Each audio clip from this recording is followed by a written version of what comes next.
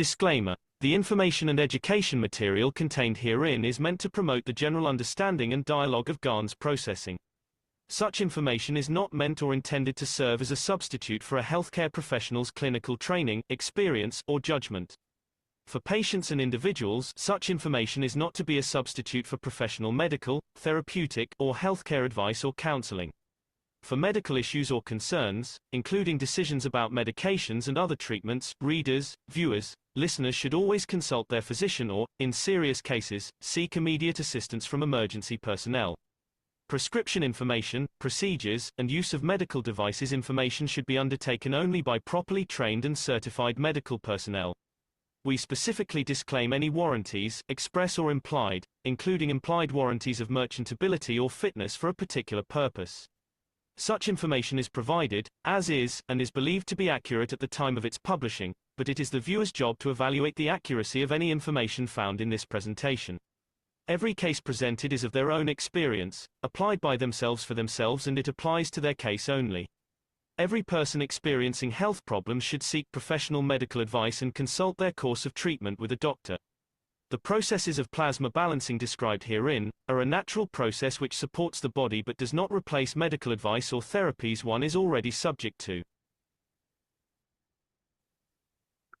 Disclaimer. The information and education material contained herein is meant to promote.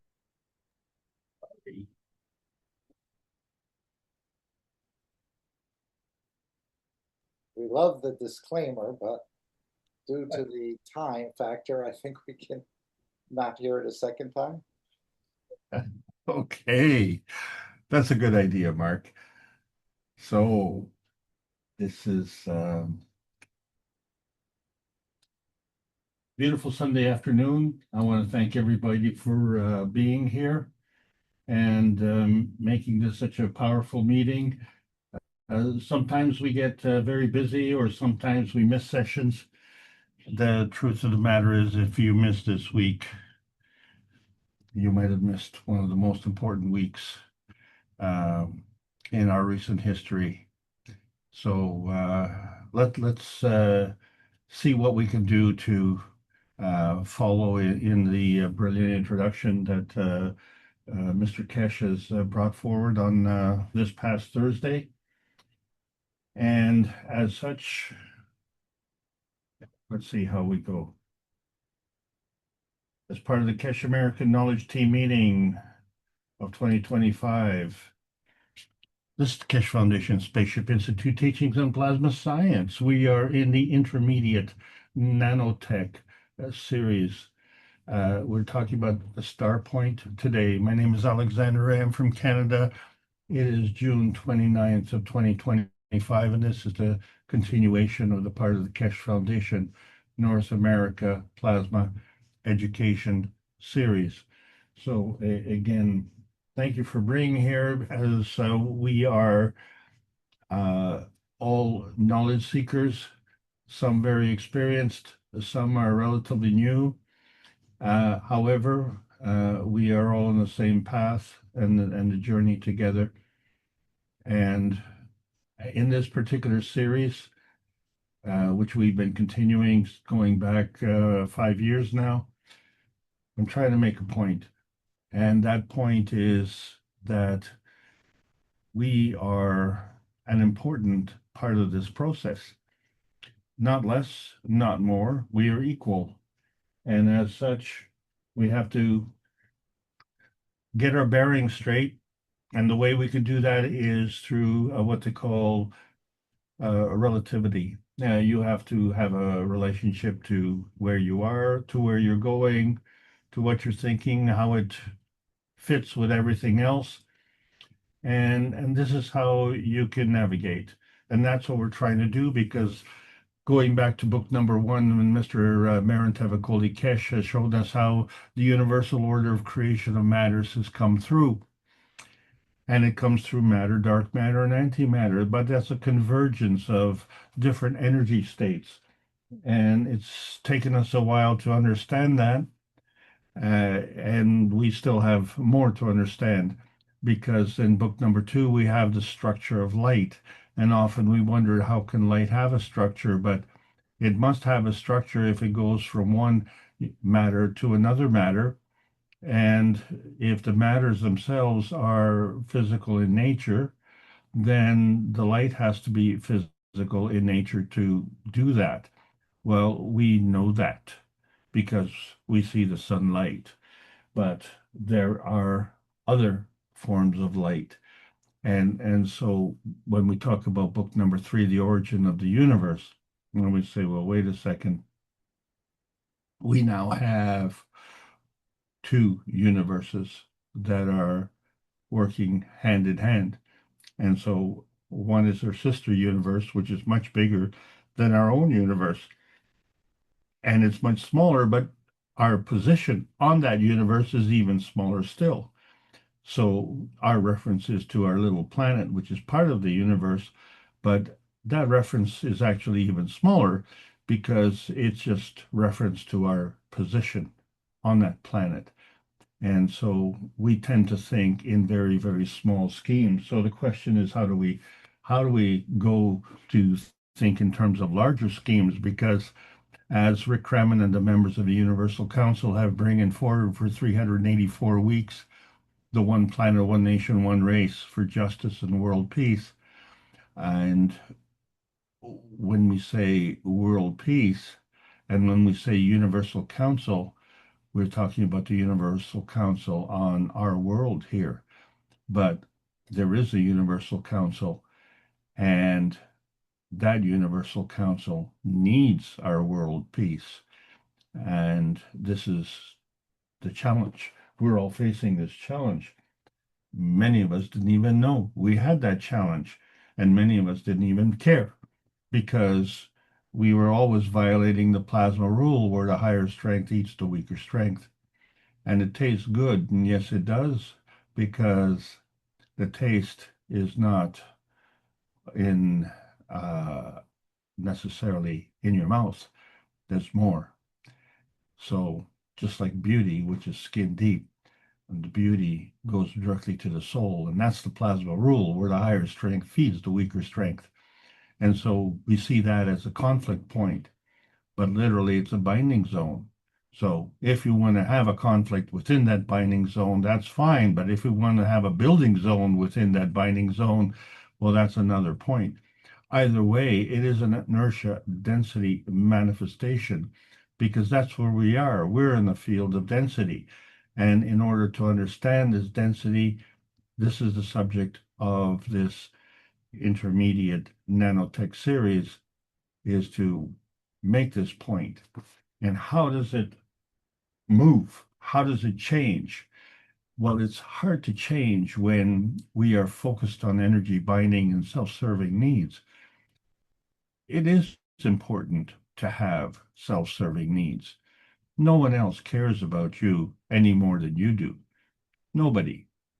And although we like to have people who care for us, they don't care for you in the same way that you do. And when you are careless, if you're careless for yourself, then you are careless for others. So how does the man who caresses his child point a gun and shoot the child of another? Well, this is the self-serving energy binding needs at the expense of others. And so we find it's a kind of diminishing, and we've grown used to that, not only recently, but generationally throughout our history. And we've always been trying to correct that through the use of the Ten Commandments. And we found that, well, we were a few commandments short, maybe another 14 commandments short, because one of those was thou shalt not lie. And the thing about the lying is that you can try to lie, and if people believe the words, then you will succeed. But you cannot lie to yourself, even though you articulate those words. So wait a second, if I'm saying those words, then I should believe it, should I not? But the truth is that you cannot believe your own lies you know if you're telling the truth. And then it really becomes a problem when others are able to do the same thing. And that is really the truth, because there's no poker playing in outer space. Poker, the game of liars, and the winner is the best liar. Well, in the game of life, we are all winners. There are no losers. There are just those who play the game a little bit differently. So we are on the creator's team because the creator is like your soul and cannot tell a lie and will not tell a lie and is your best friend. We need to know this. So why do we need all this vitality enhancement? Is because we are not getting enough energy. So when we come to fill up, we think of gassing up. But now we have the capability of enhancing our vitality, both the emotional and the physical context. That's two, both together. There's a relationship there. And we don't go to a gas station, but we go to a GANS station. Gas is a nanosolid. And we did that so that we understand the exchange of energy. But we understand that the energy is a two-way street. That's how the transmutation highway works. That's how the transition highway works and the transmission highway. And that's where we focus on. And so, yeah, we'd like to be elevated, but why don't we practice what we're talking about? And so we need to have more knowledge. We need to have more practice. And in the two together, we can find that we can be more practical. Isn't that what it's about? Well, that is a very important point because the practical application of the cups of life was not the cups of pandemic, but to elevate the understanding of our emotional strength, the transformation of, or the transition from the nanocoding process to the monatomic science. And in that process, we all became scientists. And as we not only helped ourselves and helped our families, but we also helped our communities and strangers in those communities, not necessarily the people that we knew. And this all stemmed from that nebulous point within our core space. And that core space gave us this radiance manifestation where not only were we able to produce the basic ganses that we've been talking about in the common context, like carbon dioxide and calcium and zinc and copper ganses, but water and amino acid. And yes, they are ganses. And so is gold as a gans. And we have now progressed to the next stage where we also have the cup of the soul, and all of them demonstrate the relationship. Each cup has a relationship that is magnetical and gravitational. As a consequence, each cup has a soul. Collectively, all three cups, the cup of emotion, the cup of physicality, and the cup of the soul, has a magnetical gravitational relationship. And then it has a collective soul. And so this is the fundamental construct, the fundamental foundation. That's what a foundation is. It's fundamental.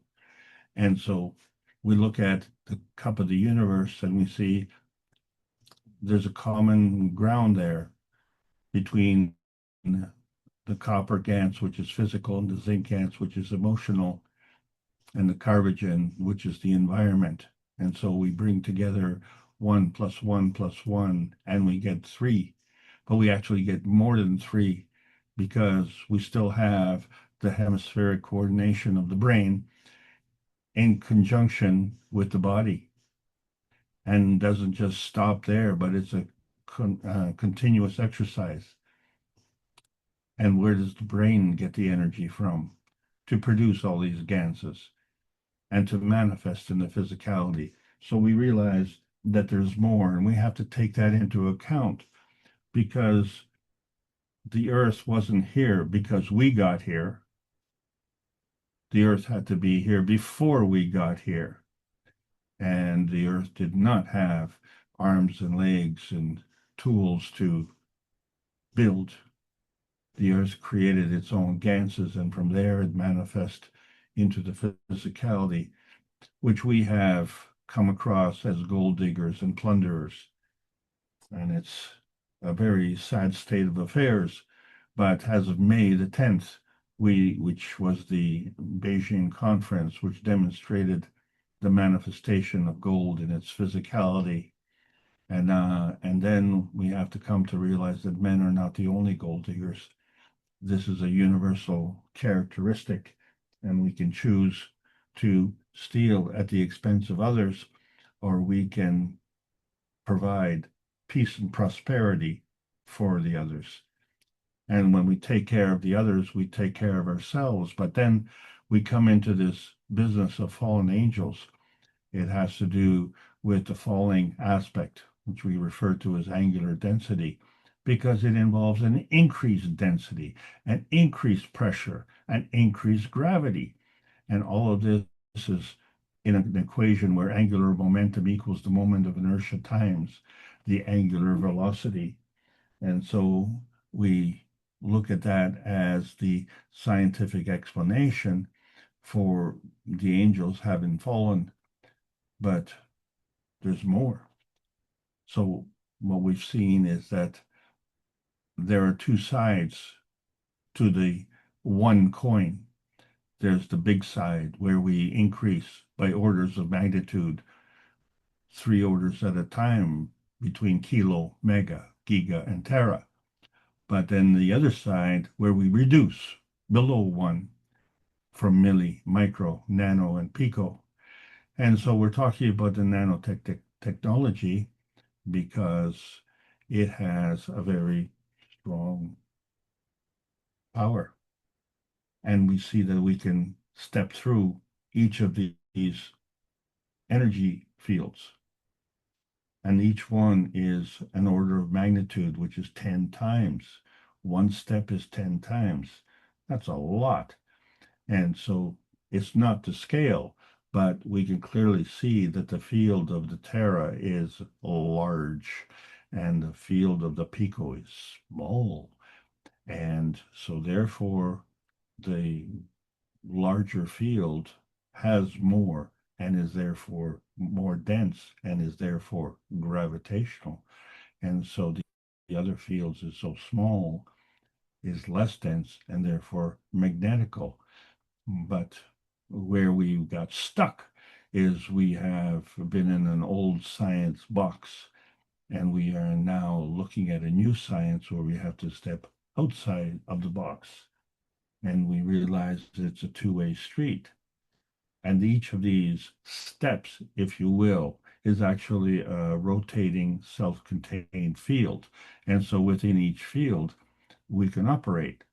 So within the rotating field of the Earth space, we have our life that we know, our physical life, where we're born and then we die, and everything else that's in between, which is all so important until we die, and then it's not important at all, is it? Or is there a transgenerational impact? Well, so when we look at the nanocharge, we find that there's something strange here. We have a copper wire and we nanocoat it. The copper is in the wire, but the diamond crystals are in the nanocoating and they connect, but they connect in a random sequence and they are undifferentiated. They don't even give you a direction. So we apply an alignment. We call that a crystalline alignment. And then it becomes stronger by adding more through that alignment. We get into an monatomic alignment. And then we see that magic happens. What was energy as rated as 1 becomes an order of magnitude more, rated as 10. but is it 10 times 1 or 10 times 3 or 10 times 9 or more? And so it becomes quite significant as we bring them together in alignment. And then we get this nanofield alignment, which is outside of the containment within the nanoparticle. And then collectively, because of the alignment of all the nanoparticles, we get a collective field alignment. And so this becomes a representation of the magnetical gravitational relationship. And it doesn't matter which side you're looking at, there's always a magnetical gravitational relationship. And then the question is, well, how do we get moving? And so we find that there has to be some kind of gravitational inertia point where they come together in a particular direction. And so now we know in book number 2 how we go from one to the other. So specifically, we want to talk about today about the concept of singularity. So we talked about this undifferentiated point, but this point could also be a pillar. We talk about pillars of strength. Well, a pillar is pretty strong, but it's singular. And so if we go back to the plasma science, what happens when we look at the collective nature and what we really focus on is things that we can see with our eyes. And so that would be bigger than one. And so we only look at that one side of that picture. We have to understand that that picture is a maggraph. It comes together as an inertia point, and it's a different inertia point depending on where along the orders of magnitude we're discussing. And what we can't see is what we need to, is why we need a microscope, because we can't see that with the naked eye. So we need tools to be able to see that. And so generally speaking, if we can't see it, we kind of ignore it. So the concept of duality becomes prevalent here, where you add a second point, and then you connect these points, but it's still undifferentiated. And so if we can say that this duality is a maggrav condition, then we just can't decide which one is the mag part and which one is the grav part. But at least we can connect them into a maggrav. So that's good. So we have one side of the duality, but if we extend the concept of duality, you understand that it's 2 points, but it's working in tandem. It's working as a partnership. You don't have to be a rocket scientist to understand this. It's common knowledge. In the science, we call it the twinity. So one can stand strong, and the two can stand together and act as one. But they'll be a lot stronger if they stand apart. And who says 6 feet? That's not the point. The point is that there is another side to the maggrav. And everything is in between these two extremes. And so what are the limitations? Well, right now, the limitations are just trying to step outside of the box. And so we see in terms of field strength, going through the different levels of magnitude, we're going from the gravitational to the magnetical as we have entered into the nanotech phase of our explanation. But wherever you are on that path, there is a balance that you have to have between the one and the other. And many times they say, so above, so below. Well, above one is one way and below 1 is the other way, and there always is a balance. But do we see that balance and do we care? Well, if we extrapolate that to understand the manifest reality, when we talked about originally to introduce the plasma science, we talked about the physical reality. We talked about the physical roof, and the roof needed a structural support. But that structural support for the physicality was the plasma reality, which was the manifestation of the universal order of creation coming together of matter state, dark matter, and antimatter. And those created the support walls for the structure, but we can't see it, so we don't give it any credit. But we understand structure. So how does the average person understand structure? Well, what is structure? It's support. Where do you get support? Don't you get that from your family or your community or your country? How about extending your scheme to include the planet? And is that the limit of your structure? Well, who says? And who is putting on the limit?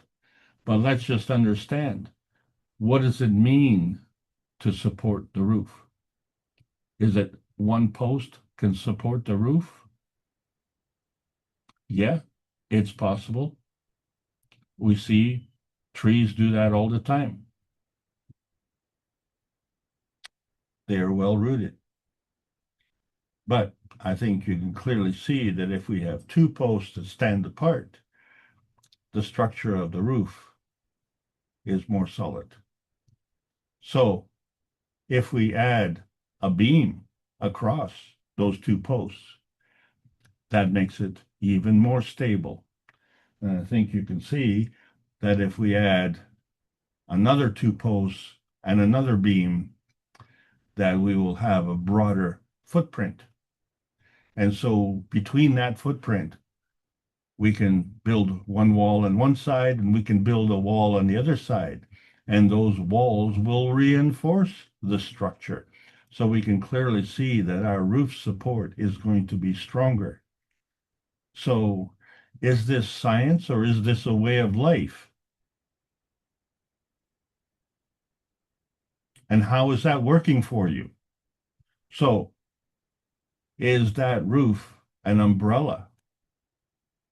So you only hide under that umbrella by yourself, and you have to hold that umbrella.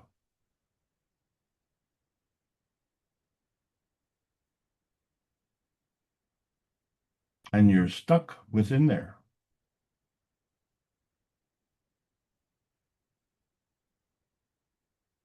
But if you had two walls, if that umbrella was a dome, which is, that's how you survive on this planet. Survival of life on this planet is under a dome. And in that dome, we have air, and it rains. And we can walk on the ground, and we can laugh, and we can play, and do so many things.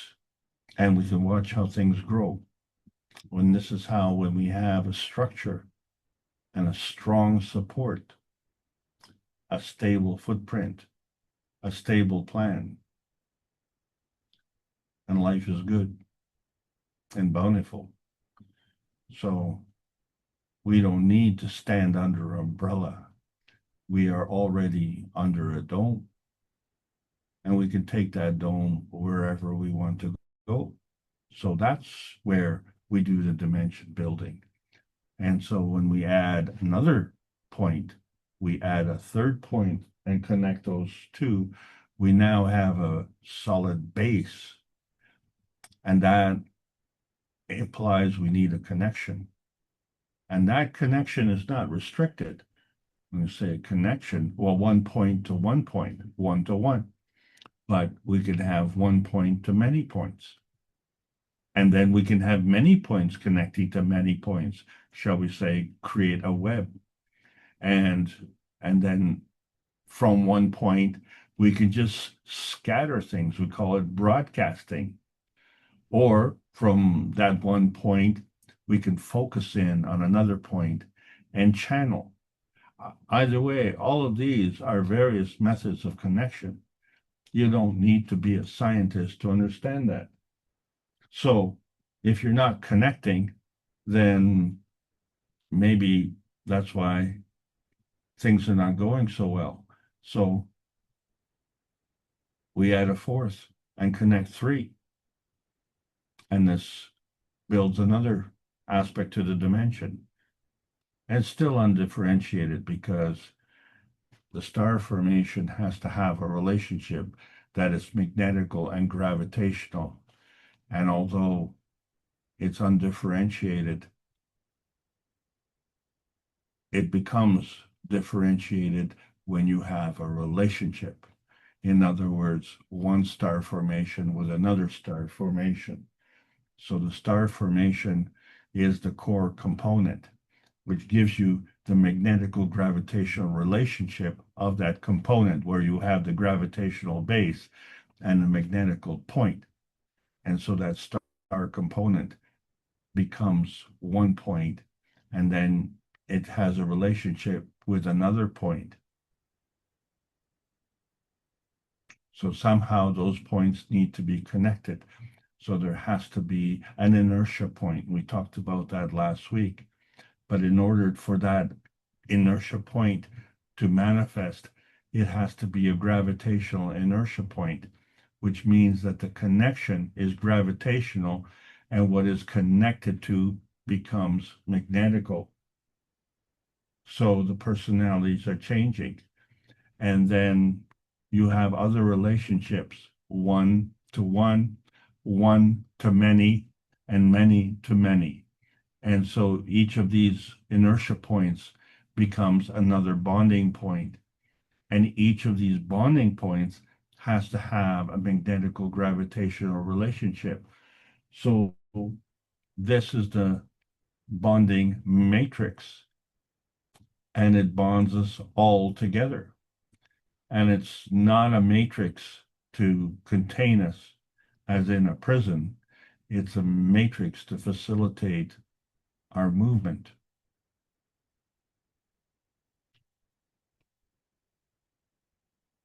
So how do we get this flow?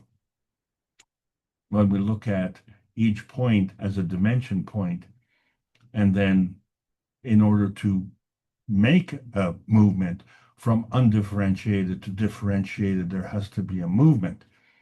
And then in order to do that movement,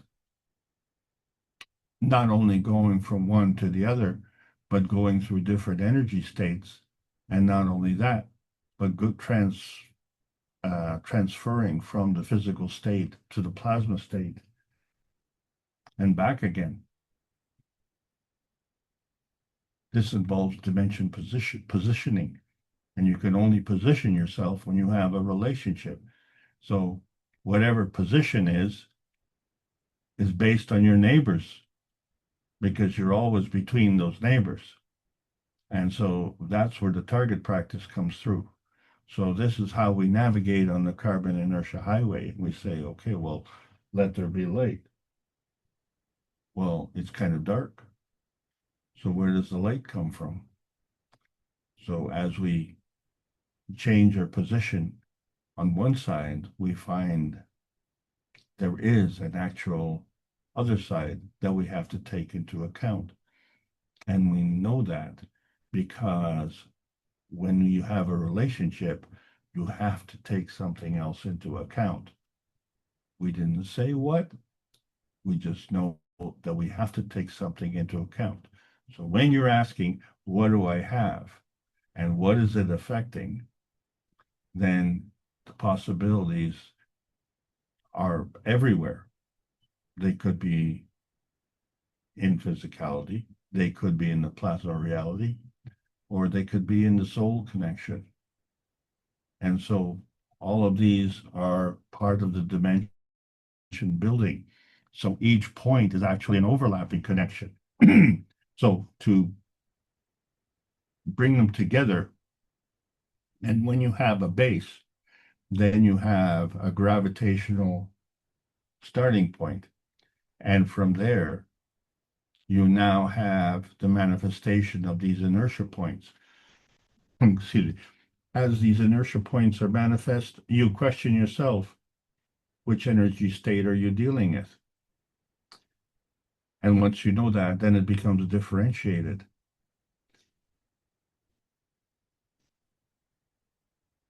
But it's not something that you have to choose in the physicality, because the manifestation of these inertia points in the gravitational stable dimension is the gift. You were given that. Now you have a base of operations.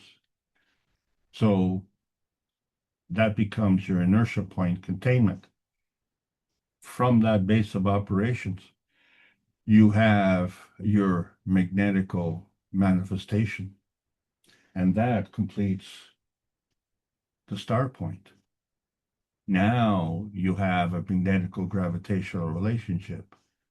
Well, that is one star point. That is one pillar. And that is a one point of strength.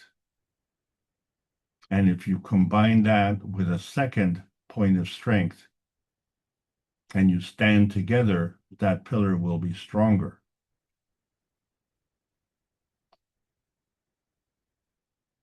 But is that baggage, or is that a contribution to the field strength? We'll stand apart and find out and see the load bearing that you can achieve. And so we did that. We created a star formation of the individual star points. And this is in Beijing in China, May the 10th, and we saw how we could produce gold, physical gold, manifest from the atmosphere the same way the Earth did. And thank you, Earth, for doing that, so we could learn all to be gold diggers. But now we don't need to do that anymore, because each point of the star is actually a star plasma point. It is a bountiful energy that is emitting all the time. And when we bring all these points together, they create the star formation. And where we see the combination of the plasma state, the dynamic plasma state with the matter state and the Gantt state. And now we have a differentiation where we have a magnetical and a gravitational relationship. And what happens at that point?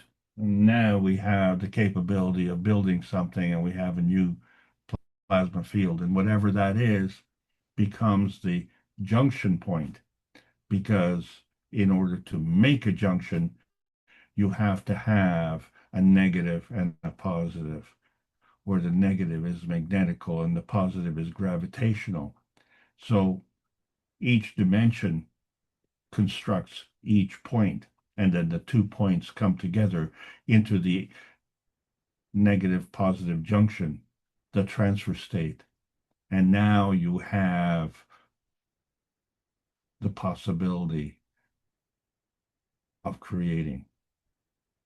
And now you choose. And so you choose the direction that you go. You choose your star formation, and you choose what is it that you want to create. And we're talking about all of humanity. What exactly are you creating, or are you destroying? What is it you want, and how does the reality match what you want? Are you successful in that endeavor? These are questions you have to ask. It's not something that's given, and many of us retire and expire without even having asked that question because we are not qualified to ask that question. We would be out of line. Well, we are out of line when we don't ask that question, okay, because life is full of responsibility, and that is not something we can abdicate. The only thing that you can abdicate is the throne. So, at the star point, that is your gravitational foundation point. And the star formation is, oh, sorry, going the wrong way.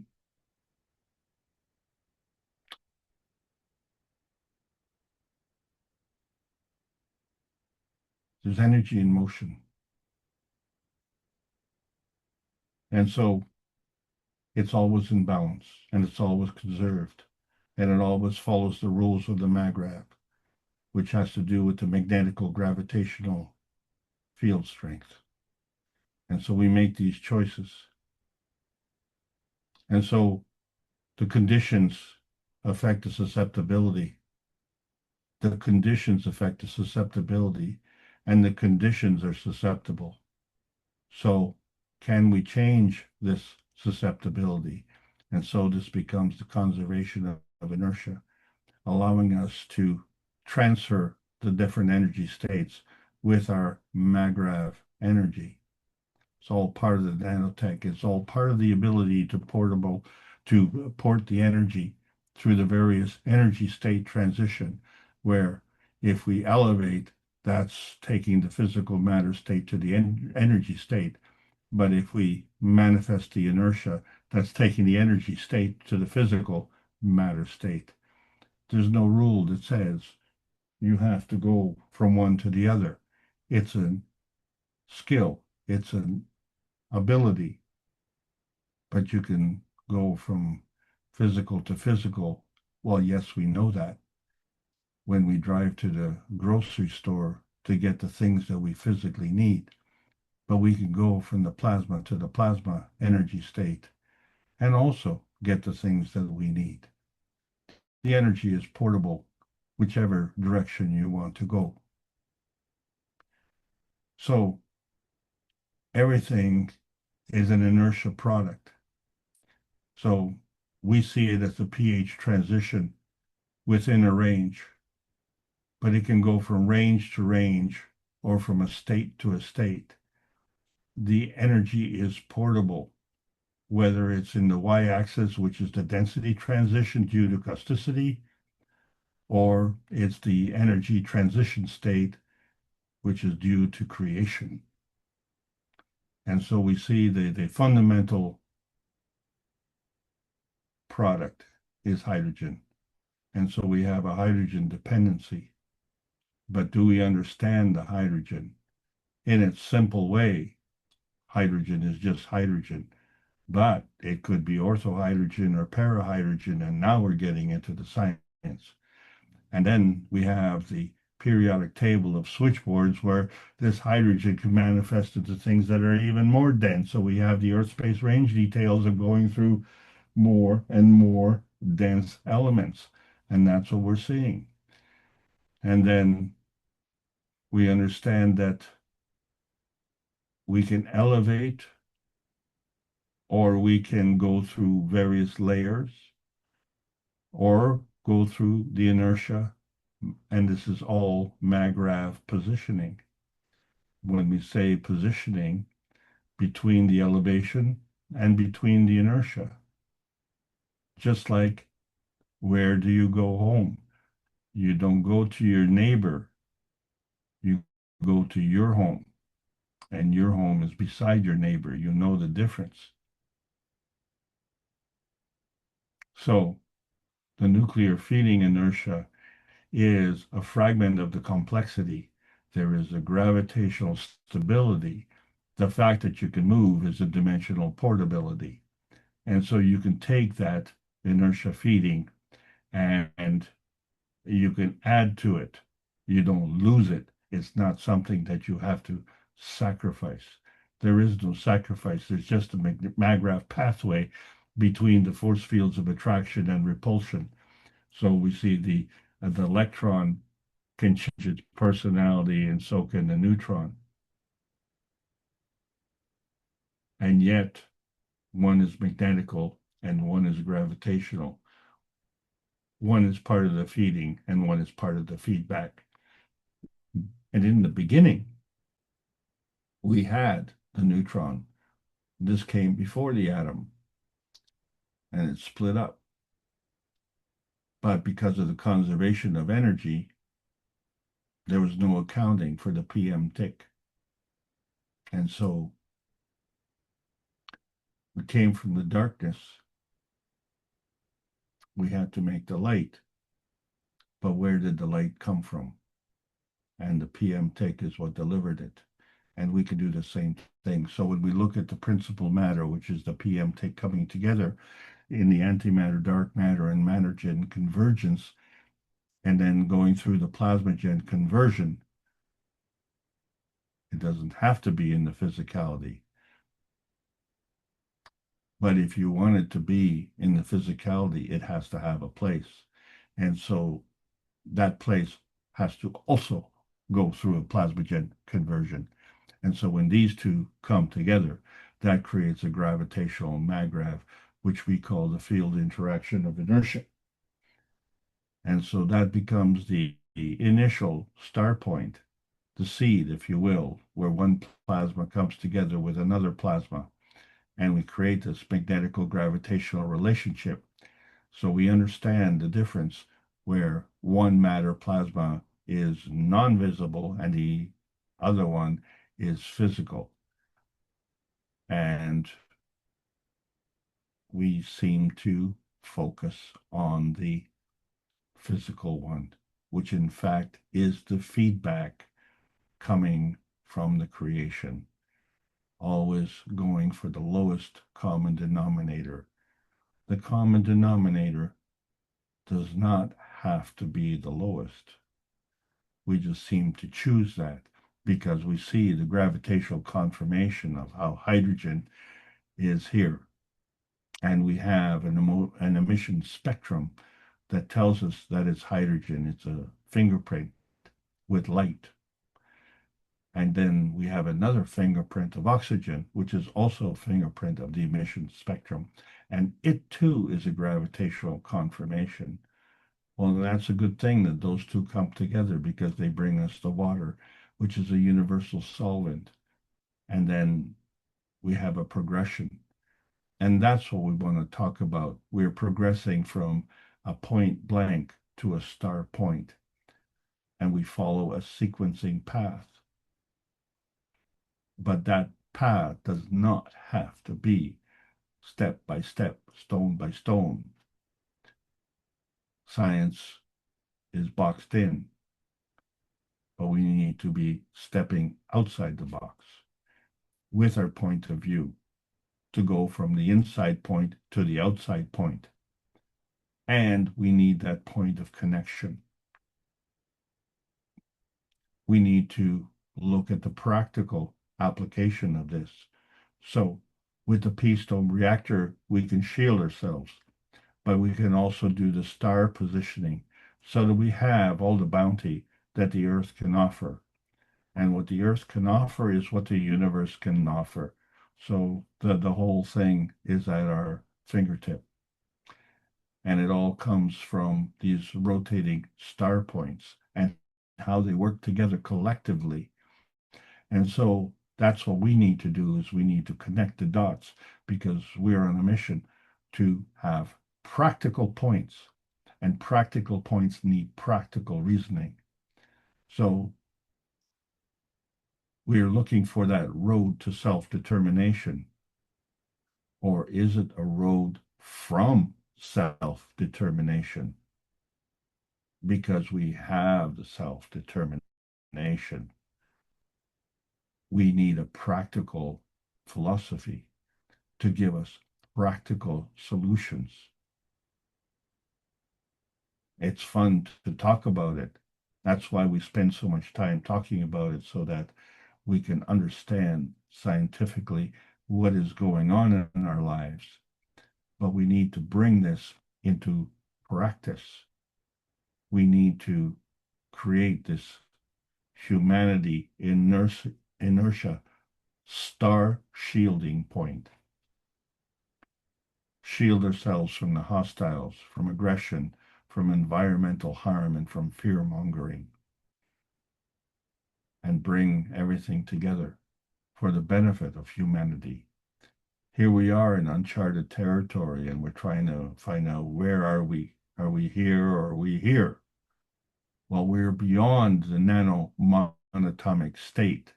In fact, that is already old school. What we're doing is we're covering that range from decay to radiation. These are the extremes.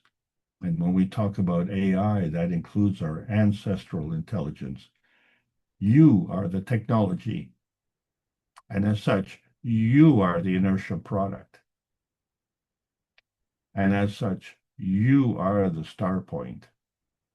It is from there the seed can grow. And that requires nurturing. So we need to tune in, plug into the Creator to receive the energy, the soul food, and turn on and drop out our resistance. All we need to do is provide the pattern and the welcoming to get the energy. And from there, we can find many, many practical applications. And this is why the space plasma research teams are so essential, because all of us want peace and prosperity. And this is at our fingertips now. So for 596 weeks in a row, we brought the Knowledge Seekers workshops to teach the greater oneness. And here we are, where we're suddenly transcending the limitations of nuclear science. It only seems to be limiting because we looked at the smallness. We didn't look at the bigness.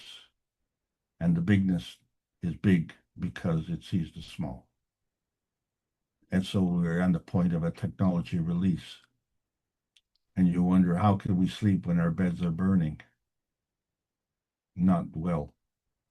So we require, as a planet, scientific rescue, financial rescue, and a political rescue. It is all part of the preservation rescue, which is inherent in our genes. And so we're learning how to fly with the captain. And coming next month on the 25th of July will be the third in this session, where we learn how to practically apply our knowledge, so that when we look at whether we are creating matter or whether we're traveling in the universe or just going in between, we know that what we're seeing is what we are creating. And we are part of that creation as well. Our mission is to bring peace on earth and join humanity with the universal community. We want to bring man as equal to all the beings in the universe by teaching the plasma science and technology equally to everyone, that no one is left out and no one is abused due to this lack of knowledge. So there is a practical mission for all of us to help us achieve this goal.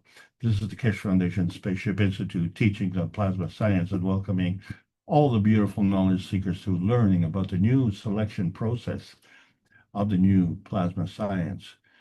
It's embedded in the World Peace Treaty. Choose it, sign it, and sign it with sincerity. Mean it, because the point of true nanotech is to maintain that integrity. So the peace dome of outer space can be an umbrella or it can be a fountain. And we wonder, is the inertia of the present governed by the dimensions of history? It has taught us a lot. But it is time to learn the history of self in a universal context, because the inertia of a peaceful self can migrate as a superconductor. So the start point is the seed point, and that point is positioned between our belief and our experience. So the plasma science needs to continue to be delivered daily via the Peace Dome in a practical exchange for peace on Earth. So welcome to the new practical golden outer space age. And that's the end of the lesson. I hope you've all enjoyed it.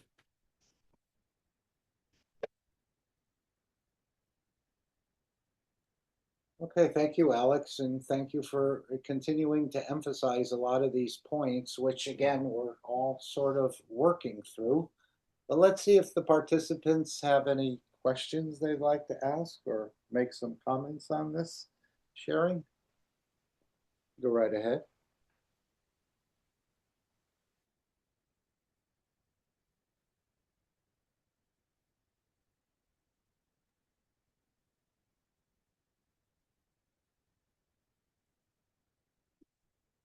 Anyone? I think you've stumped our panelists again, Alex. Well, we're all actually stumped because we're trying to figure out how we can bring this practical aspect of the science to the masses who may or may not have the education, but on the other hand, it isn't so much the education because all of us have not had enough education, but it has to depend on the intelligence.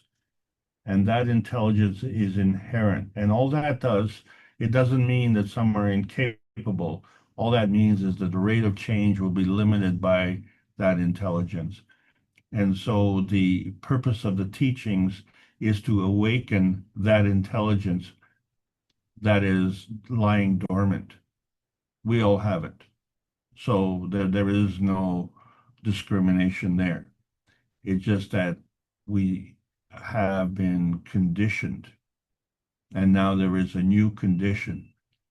And the fear that we have of migrating to that new condition is it'll expose our lack of knowledge and our lack of ability, which may translate into lack of intelligence. But it's not so. It needs to be welcome, and we need to show opportunities for everyone to share in that prospect, and they alone will move forward.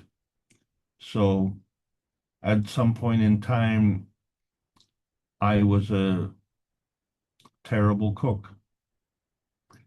I am now okay. I'm not a gourmet cook, but I've gotten to the point where what I make is better than I could get in a restaurant. And that is a sad state of affairs because we all like to go to a restaurant to enjoy something that is better.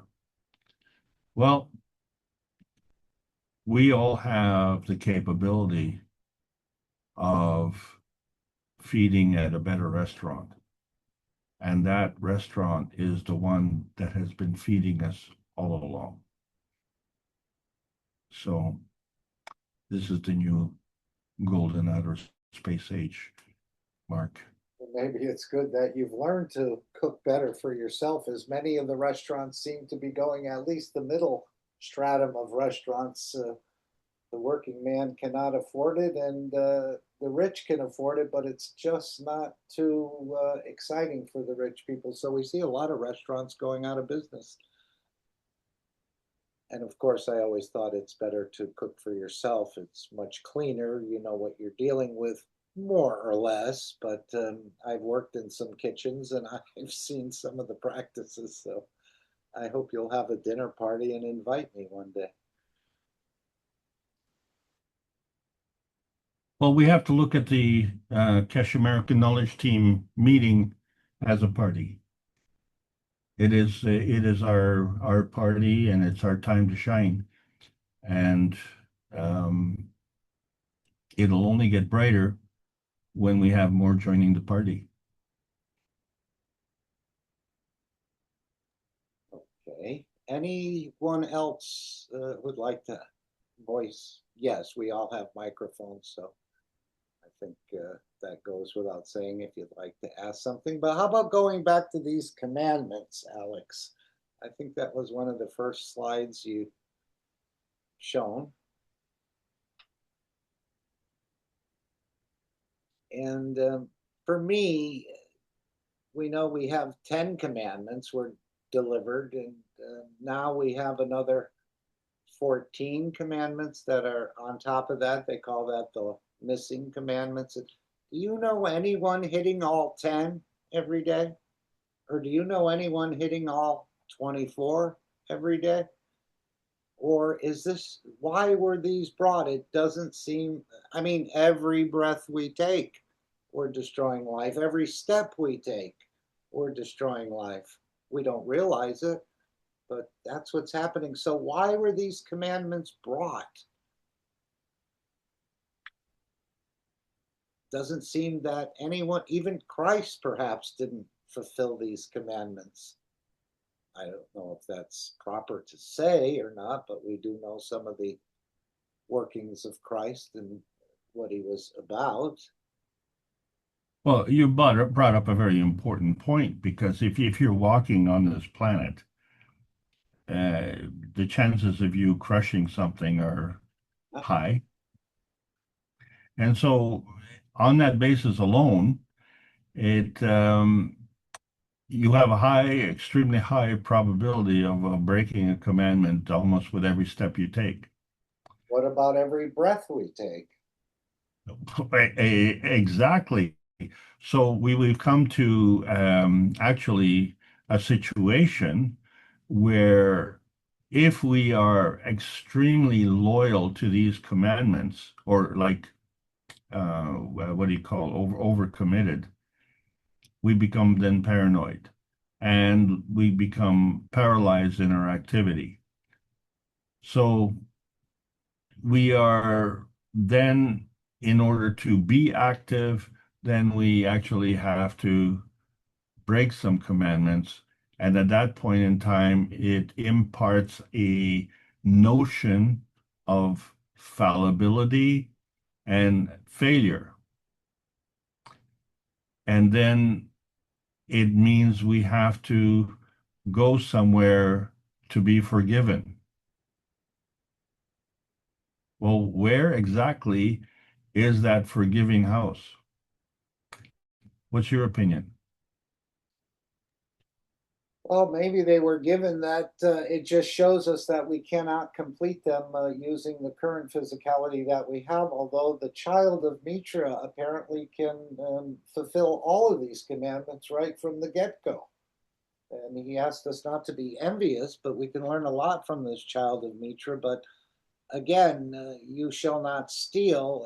Everything other than what we create, like out of these fields when we're trying to work on the peace dome, that's not stolen, but it seems everything else is taken from somewhere else that we work with, at least in the matter state. So to me, is it just pointing out the weakness of the physicality that it cannot meet some of these Well, issues? isn't that the message? Isn't that the message we've been given all our lives? You know, so uh, uh, what I'm coming to believe, and it was a gradual thing, is that our physicality is actually a gift. And once that dawned on me, then the notion of superior alien race disappeared because in order for a race to be superior, there had to be one that's inferior, right? And so we were the inferior ones. Well, we're not inferior because what we are is we have more skill. Well, the skill doesn't impart that kind of inferiority or superiority index. Skill is something that you acquire through learning and practice. And so our mission has gone from being exclusively learning to now how do we practice? Because one of the things that we have to realize that if in the plasma state we fulfill all these commandments, like you just said, as a child of Mitra, does that mean coming into the physicality, we have no hope of being able to achieve that? Well, it can't possibly, because our physicality is a part of the creation, and the energy in the universe is a part of creation, and the two are entangled. You cannot extricate yourself from the universe and say, well, I am now going to govern, and I'm going to give these commandments, and you will follow them. I guess what is the basic book of rules. Rule number one: obey all the rules in the book of rules. Back to you, Mark. Yeah, no, I'm thinking that the systems, as he said, with these new cosmic ray glasses, you'll be able to take. Maybe we can, with a system assist until we learn it, we can perfect this physical dimension that we won't offend in any points. As he said, the breathing can be controlled and other things can be controlled through those glasses where you can take energy without killing. I think that's one of our main things. And of course, stealing. And as you indicated, we steal from our closest friend on a regular basis, which is the soul of the man. We've never realized that. So perhaps with these systems, we can actually improve our lot, even though the soul is trying to do that as well. But it does seem that we can fulfill more and more of these because I'm not hitting all 10 or I'm not hitting all 24 every day. That's for sure. I don't know about anyone else. Well, I'm not keeping score on that notion either, because as I said, there was a time when I was following it, shall we say, religiously, and then I found I just couldn't walk. I couldn't move because every time I moved, I created some form of destruction. So is that actually, is that proper? If we've been created to be able to walk, then the notion of walking becomes a harmful activity. Well, then, that activity shouldn't have been created. But, we look at the same thing with a car. People can say, oh, well, a car is very bad. Well, yeah, if you're running people down, but if you're transporting you and your family from one destination to another, a car has a lot of good features. But now, if we have new knowledge, we have new features. Do we hang on to the old features? Well, there has to be a gradual change in that. So I have come across a new notion this week as a result of your comment, what you just said, which is basically was one of the key points of last Thursday's class. If our existence on our physicality is just for sake of discussion short about 20% in its energy conversion. In other words, we're only converting 80% of what we're given. And so we are running in a deficient state. Okay, I guess it's just like running a business where you're losing money. Does it imply that in order for us to improve upon that efficiency, we need to increase the energy flow from the soul and the creator? So my notion, and this is just my opinion, I'm just throwing it out there, Of course. the soul is giving us everything we need. So it would mean that I would have to turn to my soul. Hey, you are shortchanging me. And the soul is probably saying, I'm giving you everything that you need. You're the dummy that's only taking 80%. Okay, well, extend that notion and say, is it possible that in the physicality, it is hard to gain that full energy conversion? And it becomes important for us to develop a system to enhance our physical conversion of energy and the ability to do so. Sure. So it would make sense that there was a door open where we could create a physical technology that would enhance our capability of doing that energy conversion. Does that make sense to you? A bit, yes, definitely. I mean, if we can lift off the planet, we certainly wouldn't be walking on anything, right? And if we can control our breathing to the point where you don't need to breathe, we just convert the energies we need, then I think we could fulfill more of this. Or maybe it was given, I was just thinking, to frustrate the man to realize that he needs to submit to the religions and their way because you can't meet the commandments, which is impossible. So then you submit yourself to the religion and you say, yes, I'm a fallen being or incomplete, and I am offending the law and the prophets and the rest of this. So I submit to the religion for redemption. But we know that's wrong as well. No, but if that's the case of what you just said, then therefore what will be a normal energy conversion would be now more burdened and more challenged because of this notion that you just brought up.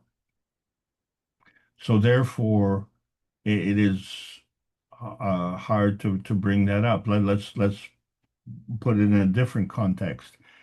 If you are driving a car very fast, you will consume more energy. If you are driving a car very slow, you will use less energy. You will get to your destination either way. It's just that one way you'll have more gas in the tank than the other way. So we can't operate with that really, really slow, efficient way. We are pedal to the metal. Let's get it up on the consumer side and let's deal with the consequences later. But later is now, and the consequences are now. So we're still burning it up. Yeah, So if you we need go too some. slow, you might get some rear end damage, as somebody crashing into you. So you'll have Well, plenty of fuel, but you'll need the repair shop. yeah, yeah, yeah, yes, exactly. So, you have to achieve a balance, and the balance in this society is the balance of all the nations and all the people, all the humanity on this planet. And that balance is in a state of deficiency. And so we are looking at some kind of external device to improve that. So the way the transportation system has improved to go from the horse and cart to the car, and so now we're looking at an energy conversion efficiency increase rate by going from the physical manifestation of our physicality to the physical manifestation of equipment that will enhance our energy conversion.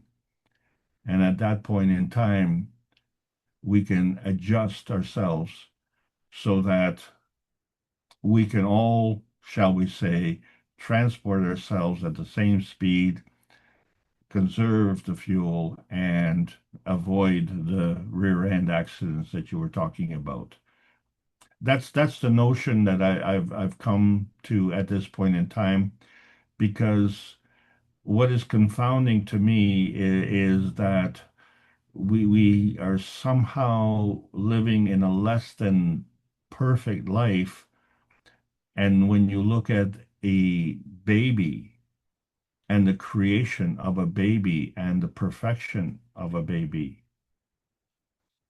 it doesn't fit. It isn't logical that from the point of birth we become less perfect and that our world somehow is less perfect when the original creation is ultra perfect.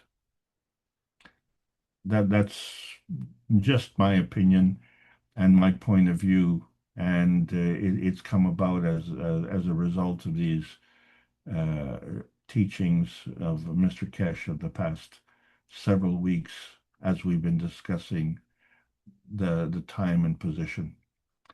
Back to you, sir. Okay. So again, the soul being here on this planet is not getting what it needs from this environment. And this is what causes the physicality to go out and do some funny things to be able to get the energy. And it's caused the soul to be indented or damaged in a way. Dented, I think he used it in two different locations. So, can we eventually create a place where there would be enough energy on this planet? Is that part of the elevation of the soul of this planet? That none of us are left short, that we don't have to offend in any of these areas. Will we get to that point, or will we always have to deal with it this way because this environment will always be short? I'm thinking we can actually improve it. Maybe this is the land of the milk and honey that we will be creating in the future time, where everyone can get everything they need without offending anything else. Could I that love the way you ask and answer your own question. So yes, I totally agree with you. Okay, let me take anyone else, please. Let's have some of the others who'd like to interact. I just want to share the screen if I, oops, share the screen if I could for a moment. And again, No, you take it, and thanks everybody for allowing me to continue to present. This has been a great session this week. Thank you. oops. All right, I guess I'm not sharing what I wanted to share. Here's what I wanted to share. And we were talking about this the last couple of weeks. And again, this is the origin of the universe. And here we have a galaxy or a solar system. What do we call this? A universe? Now that universe splits into a sister universe and a smaller one. We're calling this man's universe. It's very similar to the decay of the neutron into the proton and electron. Does this original universe go out of business once it's given birth to these two entities, proton and electron, or sister universe and man's universe? Is this one still exist? It depends on, To do the same again, let's say. no, it depends on how near it is to its depletion point. So conceptually, it doesn't exist. It actually conceptually dissolves into those three components, being the sister universe, the man's universe, and the PM tick. However, this is where the whole fallacy has been sitting. When we look at the periodic table of elements, we see that the neutron mass of each element is different. We have been ascribing the mass of the neutron based on the number of neutrons. Now it seems to me that not all neutrons are of the same mass. So if you have a higher mass, then a part of that can split up and create something. And why would that not be true? Aren't you creating something all the time? And let's take something very basic, like you just brought up a thought. And so that thought now has to have, in order to have a an energy, it has to have a magnetical gravitational relationship. The thought has to have a mag-grav relationship. It is in a non-physical plasma state. Did you hurt yourself in the process of creating that thought? No, you did not. Did you expire? No, you did not. Did you diminish? No, you did not, because you gave, and in that process created room to receive, and the two work simultaneously. Why? Because the giving is magnetical and the receiving is gravitational. So you, in the process of creating your thought, were doing it by the rules of the MAGRAV. Thanks, Mark. Okay, and this is what I was just showing. This is from observer to space traveler. This is part of what was played in the beginning of this Knowledge Seekers workshop. But you can find that video from observer to space traveler in the Keshe Foundation website. And you can see a beautiful history of how, in a way, this, a part of a history of how this whole process and what Mr. Keshe has done over the decades, let's say. Anyone else? On this picture, I just, before someone else jumps in on this picture, I just want to say, if you notice the relationship of the universal order of creation of matters, the bringing of the matter, dark matter, and antimatter together, that it is kind of representative of the proton. And in the energy that is around that is kind of representative of the electron. The amalgamation of the field that contains the electron and proton is the neutron, and this narrow band of field is the difference in the energy between the electron-proton combination and the neutron itself. And that is the difference in the mass that we see on the periodic table of elements. That is why it is not consistent. So any other explanation has not come across to explain, because we've just rounded it off and say, oh, you know, there's a difference between the two, and it doesn't really matter because it's so minuscule. Well, that difference is a charge gradient. It doesn't matter how strong that gradient is, but the susceptibility of changing that state is, and the susceptibility is dependent on the neighbors, who are likewise susceptible to the same variations. So what this picture is now showing, and I didn't understand it when I first seen this picture, but now I see it clearly.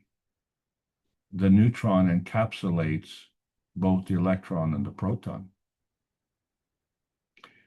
And as such, if it gives the electron and the proton, it doesn't necessarily lead to its demise. And of course, we've changed the names over time. This is the antimatter has become the principal matter in understanding, and the dark matter has, even though Mr. Keshe still refers to it, as he said in China, he created the dark matter. This is the transitional matter. But the principal matter does not have to go through the transitional, as I understand it, to become matter. It can go straight to matter and back to principal matter.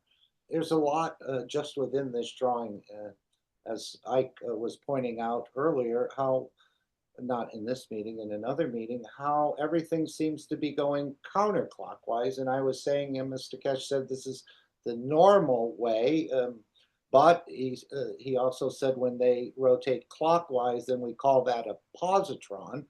And doesn't Venus rotate in that way? Earth rotates counterclockwise, Mars rotates, Venus is rotating clockwise, as I understand it. I could be wrong. No, you're right. But the thing is that in order to understand if it's going clockwise or anti-clockwise, you have to have a point of reference. So, you know, at some point in time, you have to decide either Earth or either Venus is rotating counterclockwise. And once you do that, that becomes the point of reference for everything else. So if Venus, if we were in Mars's position before, and Mars was backed up into the Jupiter position, and Venus was in our position, that must mean there's quite a bit of life on Venus, but perhaps, as they say, it's quite high temperature and a lot of acids and other things and very cloudy, and we couldn't survive on the surface. But I'm thinking there might be plenty of life underneath the surface of Mars, perhaps. I mean, of Venus, sorry. Well, you're looking at the physical manifestation. You're not taking into account that the physical manifestation is an inertia field of the plasmatic manifestation. It's all plasma, yes. Matter state or energy state.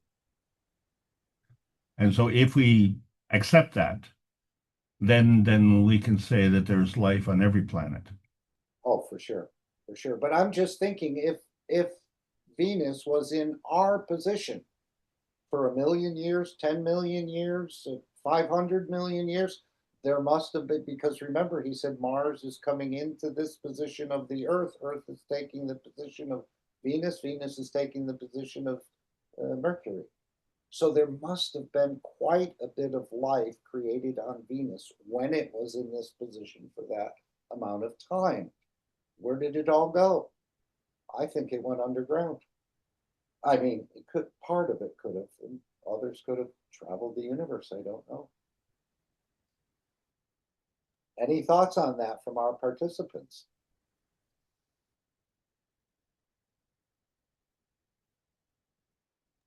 All right, very good. We like silent, don't we? Or don't we? We don't need silent.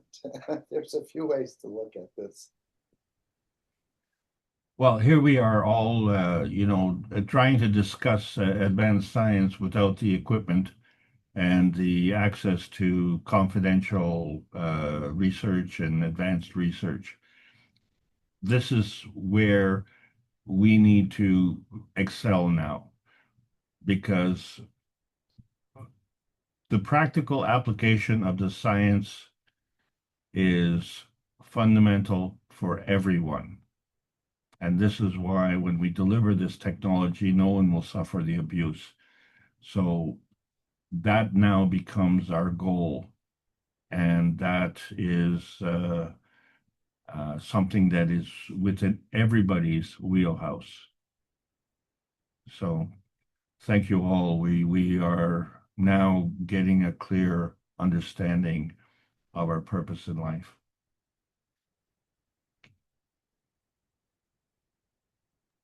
I think I've misplaced my background, so let me just pull that up again if I can. Here it is. Great. Let me make sure we're sharing that.